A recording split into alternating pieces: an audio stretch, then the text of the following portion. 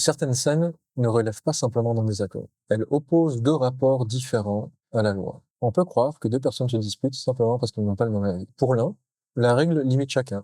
Elle ne fait pas plaisir, elle oblige, elle frustre, mais elle protège la possibilité de vivre ensemble. Pour l'autre, la règle peut devenir un objet utilisable, valable quand elle sert, ridicule quand elle limite, retournable quand elle dérange. La dispute visible porte sur une décision, un enfant, une dépense, une sortie, une règle domestique.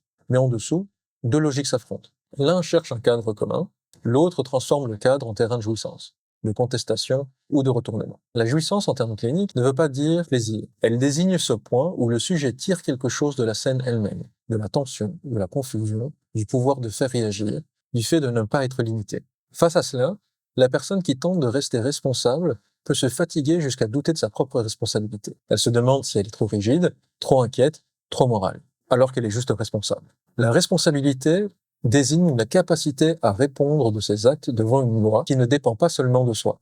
Quand cette loi n'est pas partagée, le conflit ne se résout pas par une simple discussion. Il révèle une différence plus profonde dans la manière d'habiter le lien, de prendre soin de l'autre, d'aimer l'autre, de protéger l'autre.